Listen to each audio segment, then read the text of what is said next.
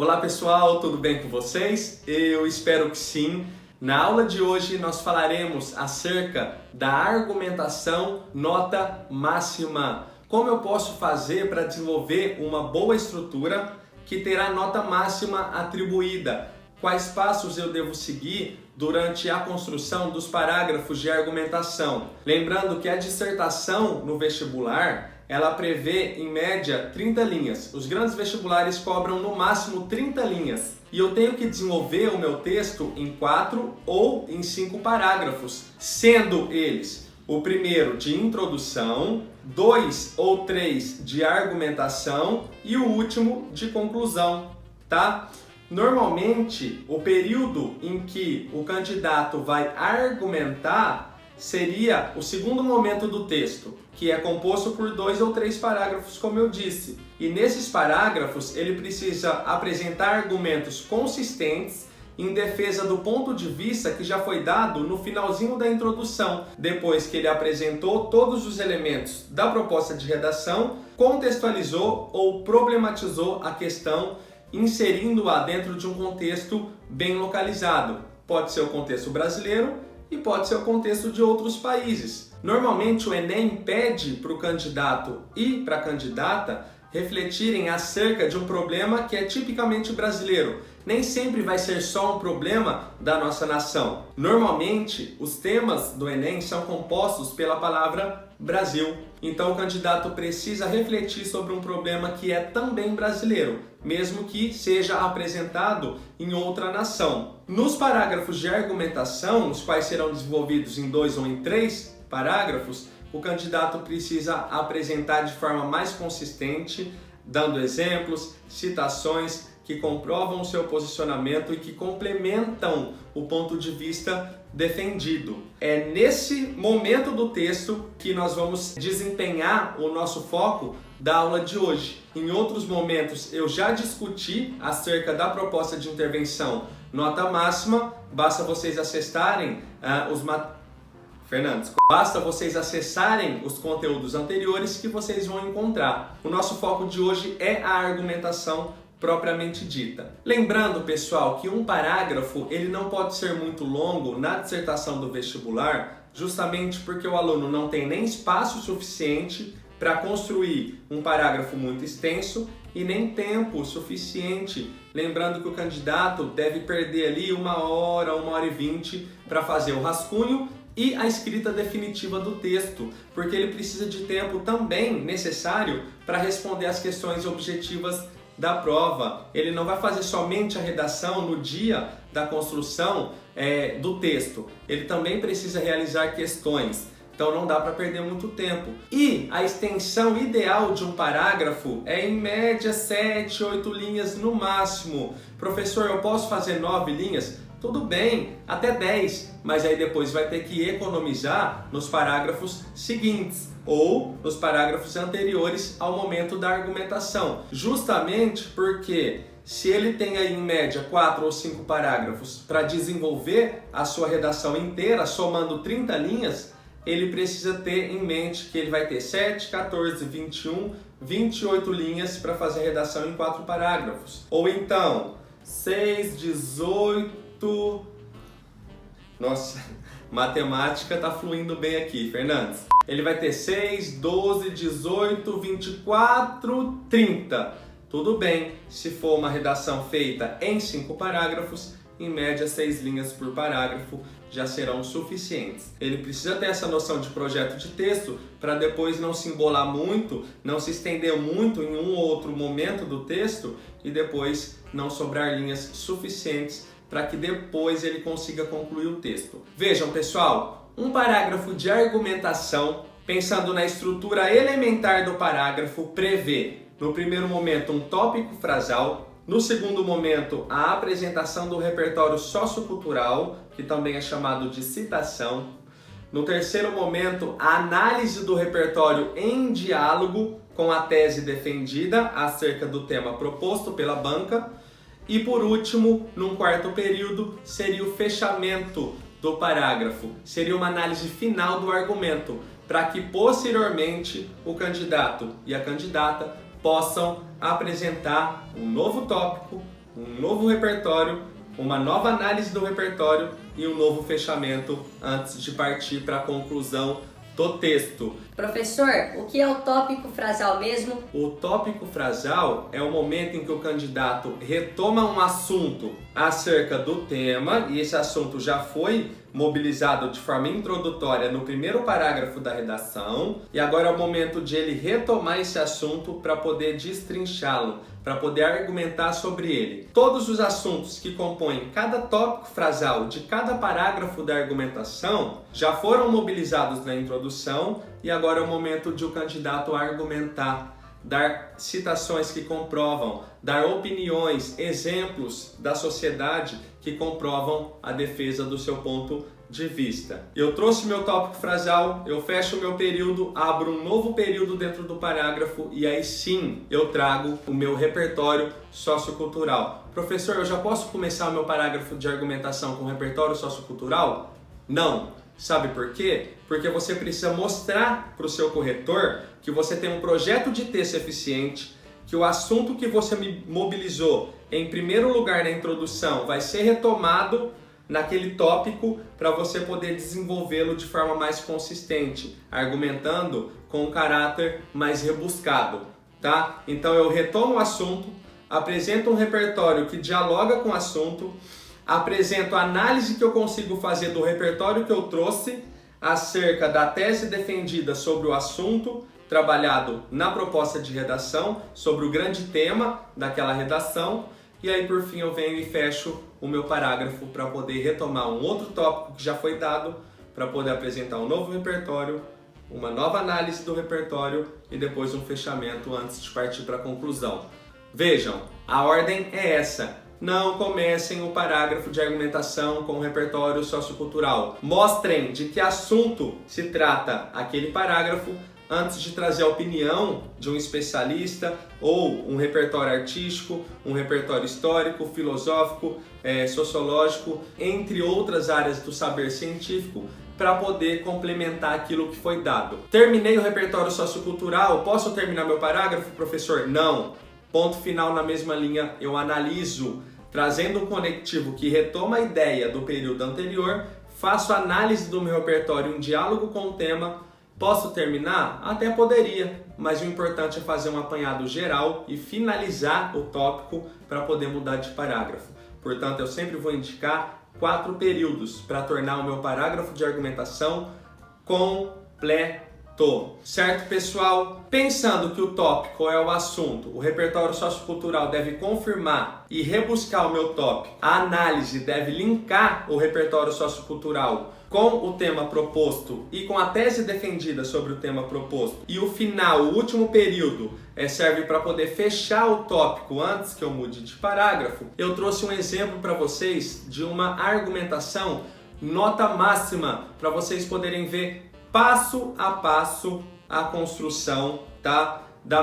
Do meu parágrafo de argumentação. Eu vou chamar o tópico frasal de azul, eu vou chamar o repertório sociocultural de laranja, eu vou chamar a análise do repertório de rosa e eu vou chamar o fechamento do parágrafo, o último período dele, de verde. Eu coloquei essas 4 cores para vocês poderem visualizar melhor cada passo do parágrafo que eu vou mostrar para vocês. Prestem bastante atenção. O tema dessa redação era o preconceito social causado pela desvalorização de algumas profissões no Brasil. Tema extremamente polêmico, é a cara do Enem e vocês podem pensar sobre ele em exemplos do cotidiano, os quais ocorreram recentemente no Brasil. Não sei se vocês se lembram o caso recente de Valinhos, em que o Matheus Pires foi agredido, ele era um motoboy, foi fazer uma entrega num condomínio de luxo e ele foi agredido verbalmente por um morador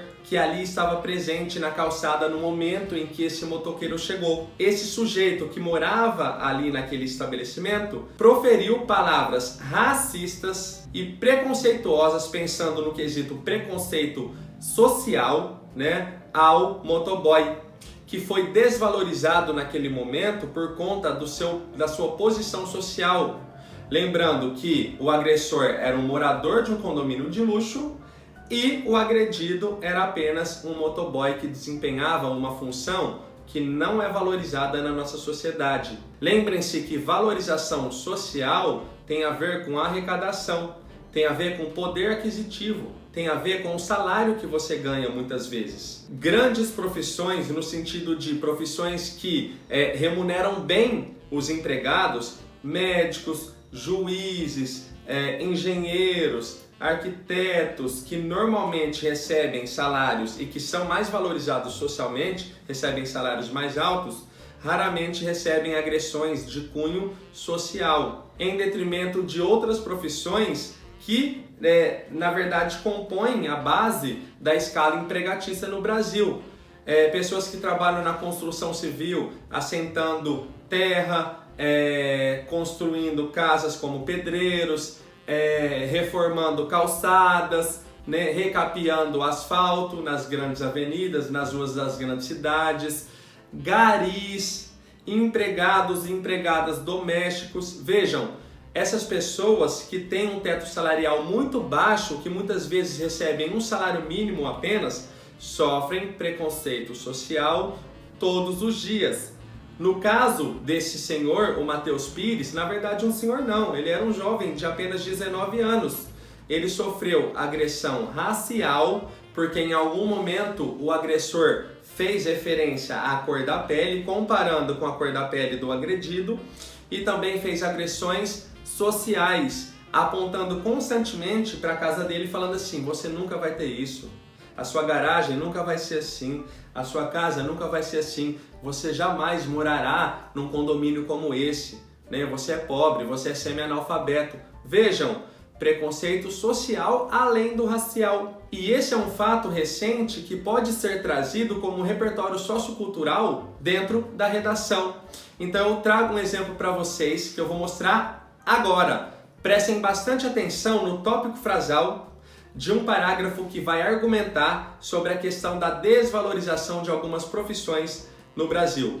Prestem atenção nesse trecho. Inicialmente, é preciso destacar que a sociedade torna-se alienada quando os cidadãos criam hierarquias trabalhistas, as quais favorecem algumas pessoas e desfavorecem aqueles os quais se encontram na base da escala empregatícia, causando preconceitos.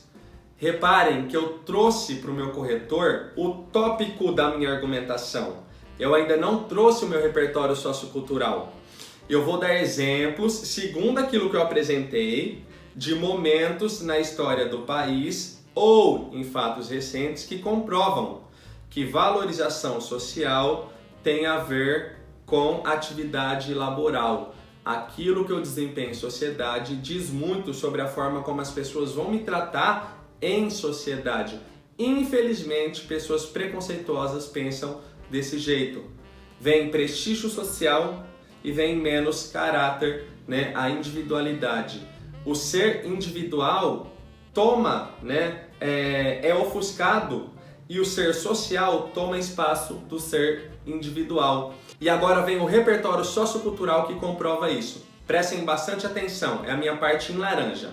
Recentemente, em Valinhos, Matheus Pires, um motoboy, sofreu ofensas sociais proferidas por um morador de um condomínio de luxo enquanto fazia entrega a uma residência. Outros moradores disseram que o agressor também já havia ofendido pedreiros e porteiros dentro do residencial. Reparem, pessoal, ele já havia ofendido pedreiros e porteiros. Pergunto a vocês, qual é a relação entre o motoboy, o pedreiro e o porteiro? Os três desempenham funções laborais pouco valorizadas na nação brasileira, porque, acima de tudo, são pouco remuneradas. Mais uma vez, prestígio social tem a ver com aquilo que você desempenha socialmente todos os dias, e as pessoas preconceituosas, infelizmente, pensam desse jeito. Terminei o meu parágrafo? Não, agora é o momento de eu dialogar o meu repertório com a minha tese proposta. Por quê? Porque eu preciso mostrar que eu sei citar e que eu sei fazer alguma coisa com aquilo que eu citei, que eu sei dialogar com a temática proposta.